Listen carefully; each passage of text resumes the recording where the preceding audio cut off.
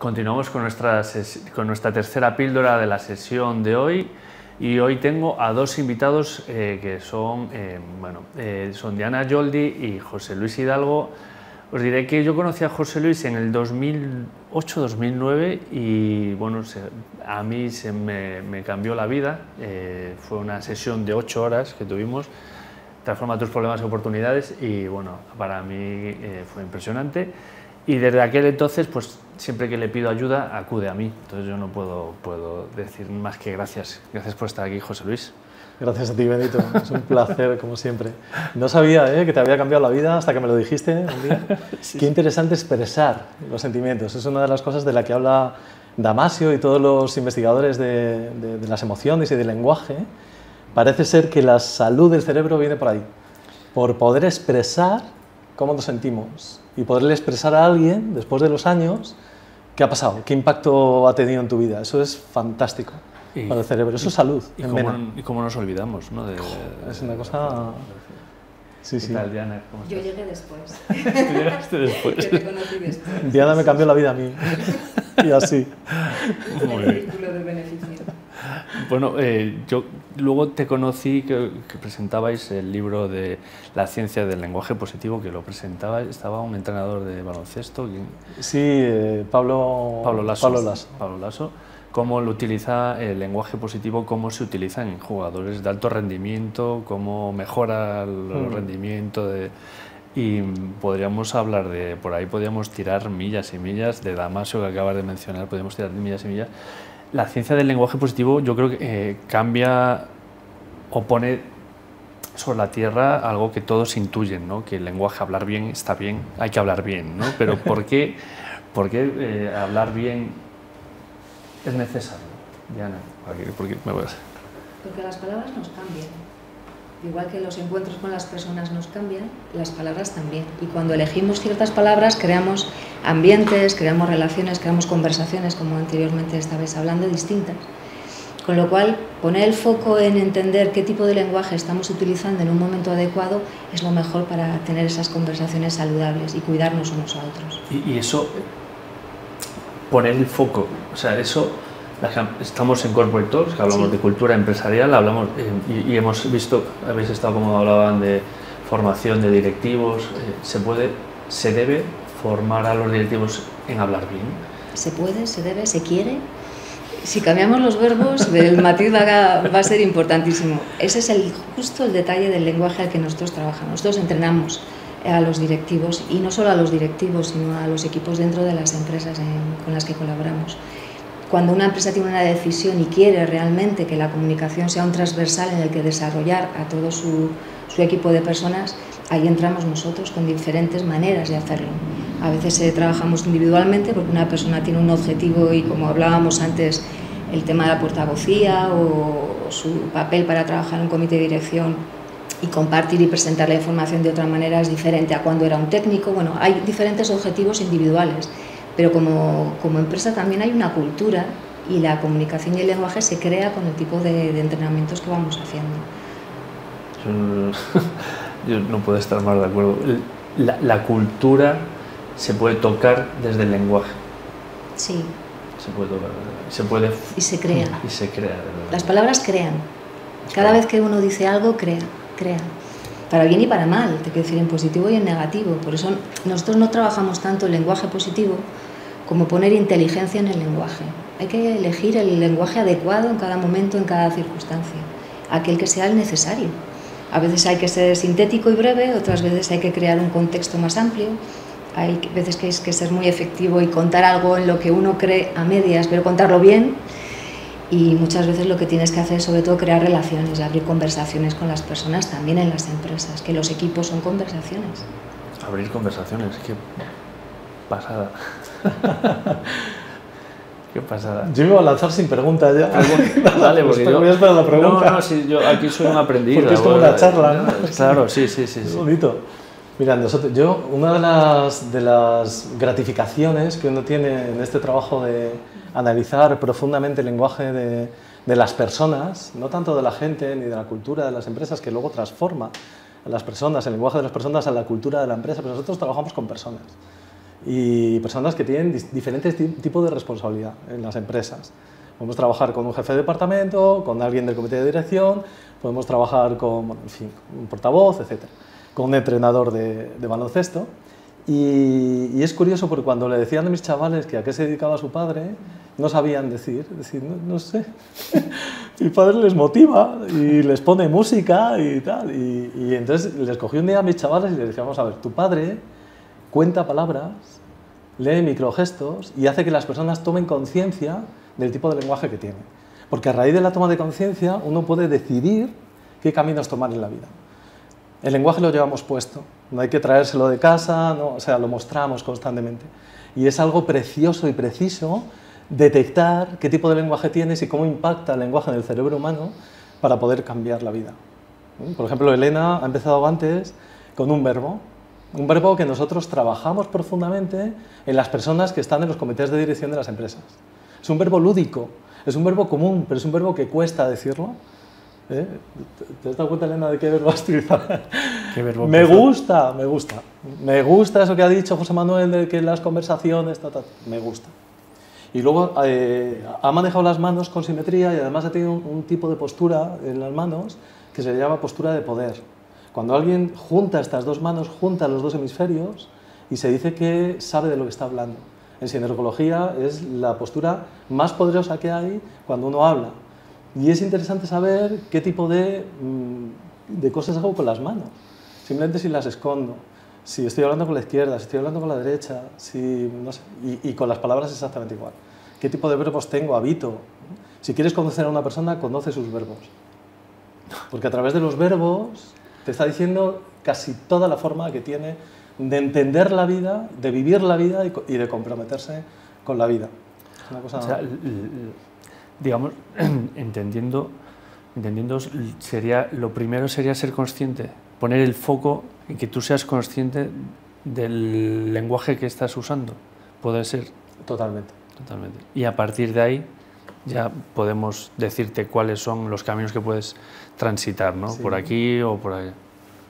Nosotros hacemos, de eso sabe mucho Diana, mapas descriptivos, ¿no?, del lenguaje de las personas. Sí, lo que hacemos es enfrentar a la cámara, a las personas, pero sobre todo analizar muy detalladamente las palabras que utilizan. Y le devolvemos mapas de muchos estadísticos, es decir, qué tipo de verbos, pero cuántos verbos has utilizado, qué tipo de adjetivos, si eres más de pronombre yo, de nosotros, en qué momento has utilizado un pronombre u otro. Bajamos completamente al detalle.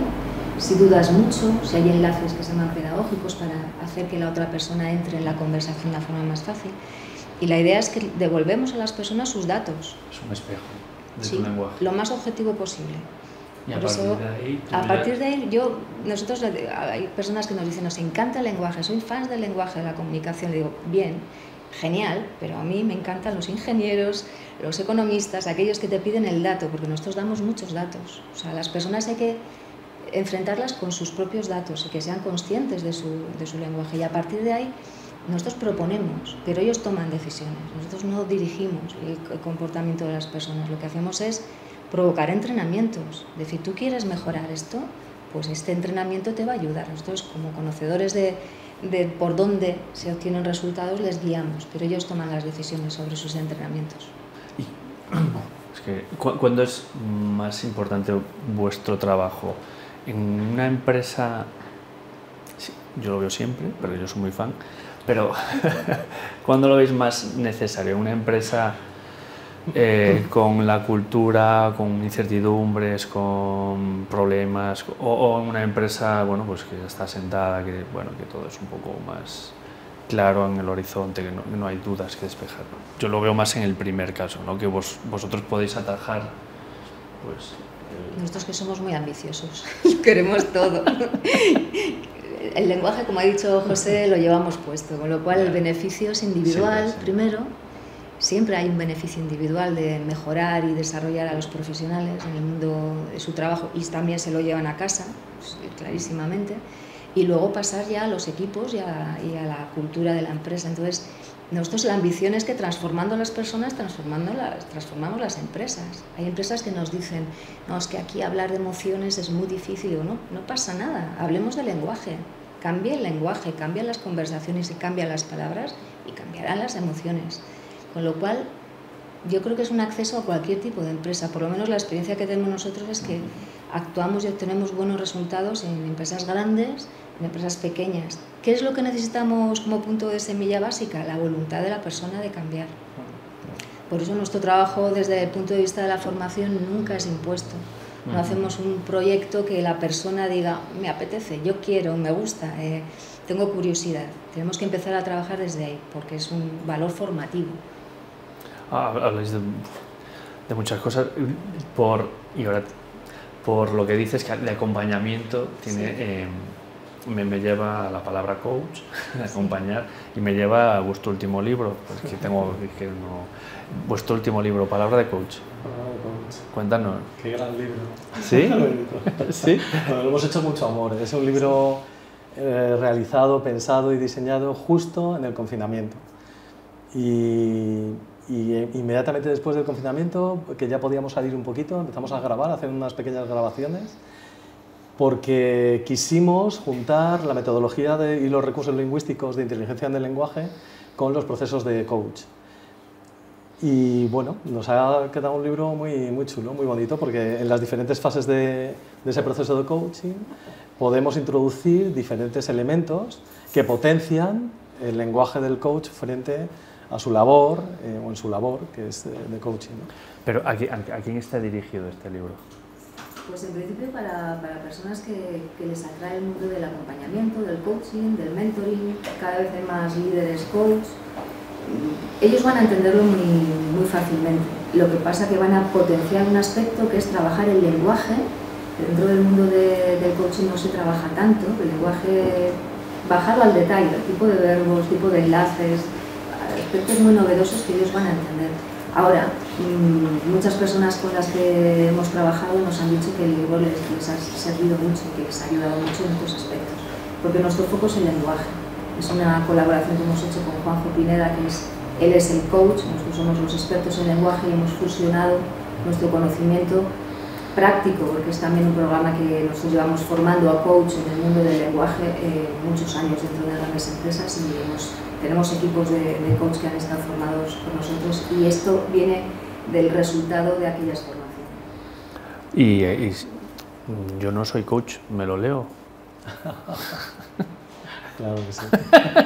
Y además te lo hemos traído de regalo. Yo tengo una persona muy cercana a mí, que es director del Corte Inglés de Portugal, y él no es coach, él está acostumbrado a grandes organizaciones, a gestionar y a, pues un poco a coordinar grandes equipos. Y el otro día me mandó un vídeo con el subrayado, constante, todo el libro subrayado, y diciéndome, me acuerdo mucho de esto, oye, lo de los prefacios de autodisminución, cómo me gusta. Y digo, pues claro, es que es estupendo, porque la comunicación está al alcance de todos. Los prefacios de autodisminución tienen que ver con el yo empobrecido. Muchas veces adelantamos cosas acerca de nosotros mismos que echa por tierra nuestra forma de entender, nuestra presencia, etc. Es como decir, esto que voy a decir ahora es una tontería, pues prefacio de autodisminución. ¿Para qué te va a escuchar? Enriquece el lenguaje. No hace falta decir que es una tontería. Igual es una tontería, pero deja que los demás lo juzguen. Yo os lo pregunto porque el primero lo tengo subrayado. Claro, soy muy fan de ese libro. Y me acuerdo cuando hablábamos hace 1000 años, que hablábamos de yo iba a empezar un proyecto con críos. ¿Vosotros habéis tocado ese punto o lo habéis tocado? Sí, cuenta Diana, ¿no? A nosotros nos gusta investigar mucho. Entonces, mucho de nuestro trabajo nace de investigaciones concretas que vamos haciendo desde el punto de vista de la neurociencia, con aquel libro explicábamos, y desde la psicolingüística. Entonces, en el caso de la educación, hemos intentado siempre acceder a hacer investigaciones, en este caso a través de un colegio. Cogemos a toda primaria y trabajamos con niños escolares desde muy chiquitines hasta que finalizan la primaria, para ver qué tipo de lenguaje tienen, qué tipo de palabras utilizan en un caso concreto, para ver si tenía un lenguaje positivo y si cambiaba ese lenguaje a lo largo de las edades. y queríamos correlacionarlo también con sus resultados y con el tipo de tutor que tenía. Bueno, ahí hicimos una pequeña investigación y la verdad es que fue fabuloso. Los tiempos son los que tenemos, entonces pudimos trabajar unos cuantos meses a fondo y devolver esa información, pero el mundo de la educación desde luego tiene un fondo para estudiar maravilloso respecto del lenguaje. Y habéis metido la palabra neurociencias, tengo que preguntar, ¿cómo aplicáis la neurociencia? Bueno, claro, es una pregunta tan amplia, pero ¿cómo se puede cómo podemos aplicar la neurociencia al uso del lenguaje?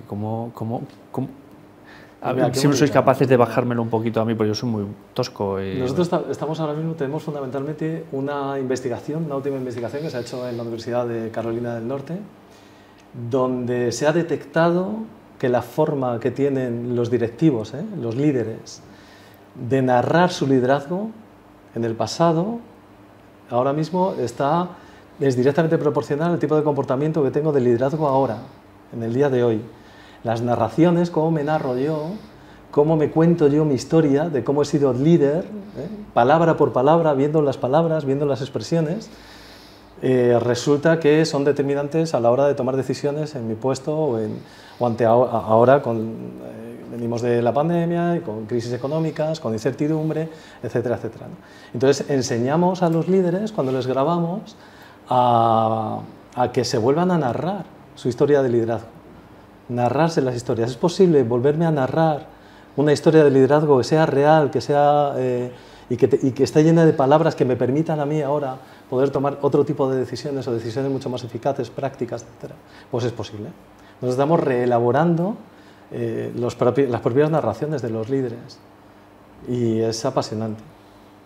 Apasionante. Luego hay otra investigación que tiene que ver que es la Universidad de Princeton, que se llama Uri Hasson, que a través él comprobó que dos cerebros cuando se comunican perfectamente tienen como una especie de inducción neuronal, es decir, que registran las mismas actividades cerebrales, las mismas, sintonizan.